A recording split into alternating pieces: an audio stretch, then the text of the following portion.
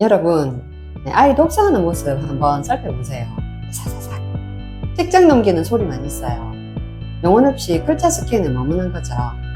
사고력 때문에 힘든 아이는 대부분 수동적으로 글자 자체를 읽는 데 그칩니다. 책 읽는구나 돌아서면은 어느새 엄마 나 책 다 읽었어 하고 한 권 뚝딱 끝내죠. 아무렇게나 대충 읽어버리는 아이들 종종 있습니다. 혹시 이런 풍경 익숙하신가요? 네, 그렇다면 이 영상 끝까지 보셔야 합니다. 아이가 책 읽을 때 보면 그냥 빙이 돼서 영화 보는 것처럼 읽는다. 고등생 학부모들이 공통적으로 하는 말이 그만큼 깊게 읽는데 전독이라고 하죠. 지금 아이가 아무리 책을 많이 읽어도 심지어는 책 읽는 시간을 정해놓고 매일 규칙적으로 읽어요. 그런데 책 읽고 아는 게 많아도 그 노력이 전부 허공에 흩어지고 있을 수 있거든요. 그 이유가 바로 책을 읽는 방법에 있습니다. 주변 아이들 중에는요, 유독 마음이 단단하고 생각이 넓은 아이가 있어요. 이런 집 애들은 도대체 뭘 먹고 자란 걸까요? 네, 그 아이들은 자기가 아는 것을 조리 있게 잘 설명할 줄 알아요. 대화를 해보면 조금 다르다 하는 느낌이 들어요. 그들은 독서가 막연하게 좋은 거다라는 것, 그 이상을 알고 있어요. 왜 책을 읽는 모습이 중요하냐는 겁니다. 어떻게 읽느냐 하는 말이 있해요. 네, 오늘 그 세 가지를 공개하도록 하겠습니다. 안테나 활짝 펼치시고 채널 고정입니다. 공부를 잘한다고 하면 독서 양이라고 생각하시는 분들 계시죠? 그런데 독서 양의 문제하고는 좀 다른 얘기죠.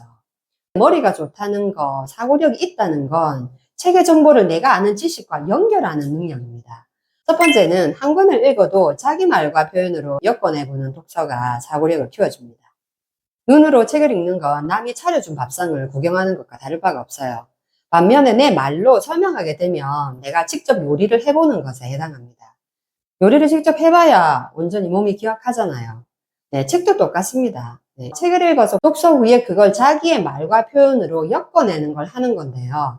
거창한 글쓰기가 아니라도 사소해도 일상에서 실천해 보는 건데요. 진짜 별거 아닙니다. 딱 세 가지. 예를 들면 1분 말하기, 한 줄 쓰기, 상황 바꾸기 정도로 할 수 있어요. 이 책을 모르는 사람에게 딱 한 문장으로 설명한다면 일하고 질문 만드는 거. 1분 말하기는 책을 덮은 뒤에 이건 아이가 스스로 핵심만 골라내서 말로 가공해보는 방법입니다. 대충 눈으로 훑어본 지식은 금방 사라지죠. 읽은 내용을 입 밖으로 직접 내뱉으면 머릿속에 맴돌던 정보들이 훨씬 질서정연하게 정리됩니다. 뇌가 진짜 중요한 정보를 이식합니다. 1분이라도 내 입을 거쳐간 지식은 장기 기억으로 오랫동안 저장합니다. 한 줄 쓰기라는 것은 쉽게 말해서 맨날 삼자의 입장에서 남의 얘기로 보던 책을 내 이야기로 확 바꿔버리는 거죠. 글쓰기에 부담을 없애기 위한 건데요.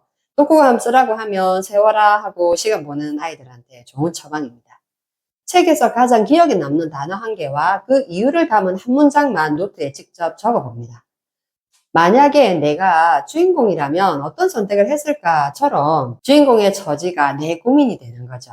아이의 실제 삶으로 가져와서 생각해 보는 거예요.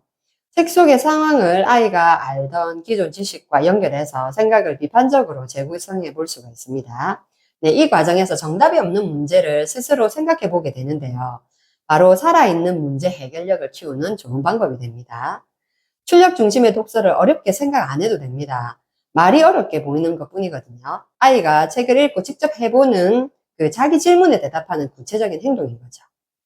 저는 아이가 엄마 나 몇 권 읽었어? 나 우리 반에서 책 많이 읽어 하는 말 들으면 속으로 도파민 뿜뿜하고 광대가 승천합니다. 네, 그런데 연구에 따르면요. 네, 이런 아이들 결과가 어떨까요? 책 몇 권 읽었냐는 숫자보다는 책 내용을 한 줄이라도 요약해보고 이거 좀 아닌데 하고 태클도 걸어보고 그걸 내 생각으로 짬뽕해보는 아이들 당연히 시험도 잘 보고 문제 해결 능력도 아주 높게 나왔습니다.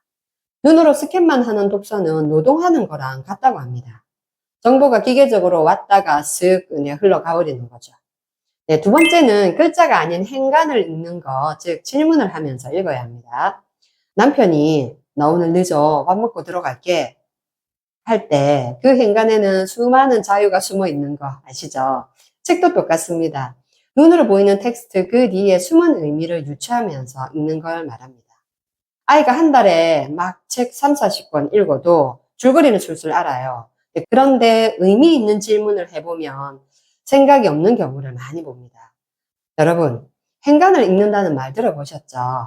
우리도 진짜 하고 싶은 말은 슬쩍 숨겨두거나 빙 둘러서 말하곤 하죠.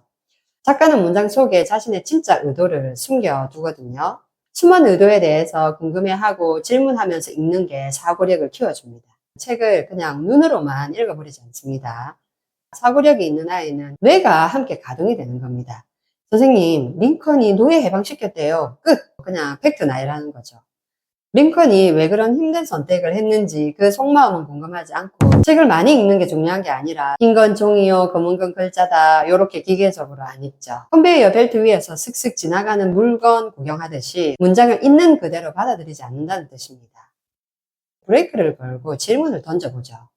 왜 주인공이 이런 선택을 했을까? 이 주장의 근거는 타당한가? 반면에 사고력이 정체되면 생각을 떠올릴 수가 없고 해결하는 생각을 가질 수가 없습니다. 아이가 눈으로 글자를 스캔하는 이 수동적인 읽기에 그칩니다. 아이가 스스로 질문하면서 읽지 않으면 전두엽이 자극을 못 받습니다. 제가 글자만 대충 훑어 읽네. 그럴 때 뇌의 사고 영역인 전두엽을 잠재우고 있는 거예요. 자, 이렇게 읽는 것에는 차이가 발생한다 그래요.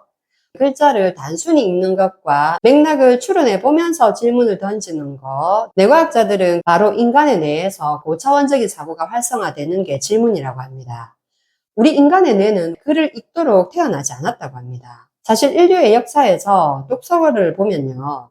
네, 인류가 글자를 읽기 시작한 건 뇌의 역사에 비하면 아주 최근 일이래요. 뇌를 강제로 리모델링 하는 거죠.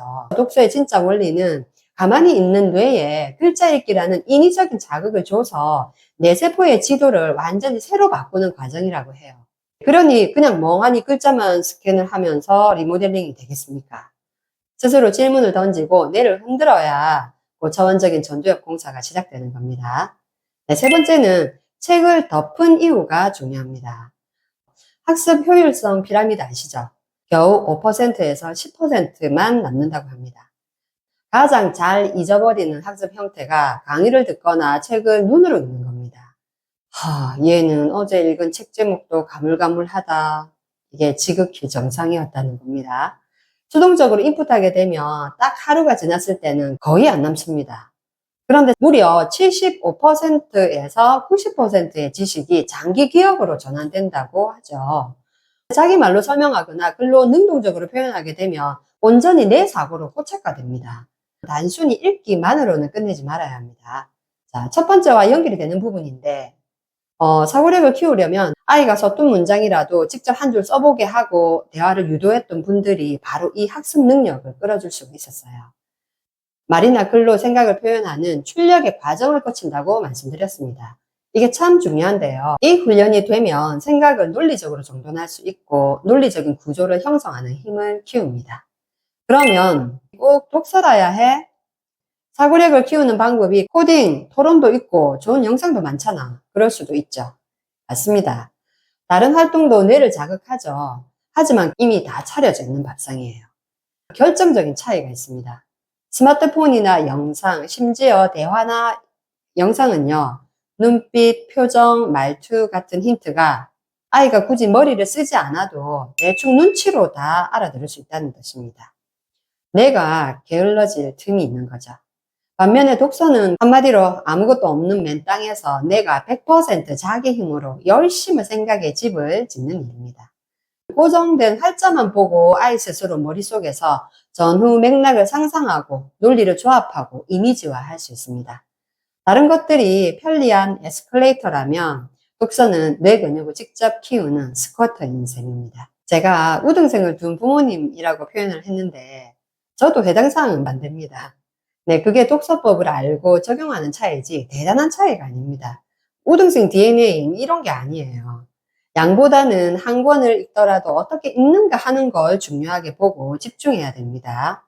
이제부터는 아이한테 빨리 읽어라, 많이 읽어라 이런 말은 입국 해야 될 것 같아요. 아이가 스스로 질문할 수 있는 기회를 줘보는 기다림, 연습이 필요하죠. 아이가 독서 근육을 키워간다는 게 시간 속에서 쌓이는 일이니까요. 그게 시간을 녹여낸 아이의 독서 노력이 흩어지지 않고 진짜 사고력 독서법이 돼줄 거라고 생각합니다. 감사합니다.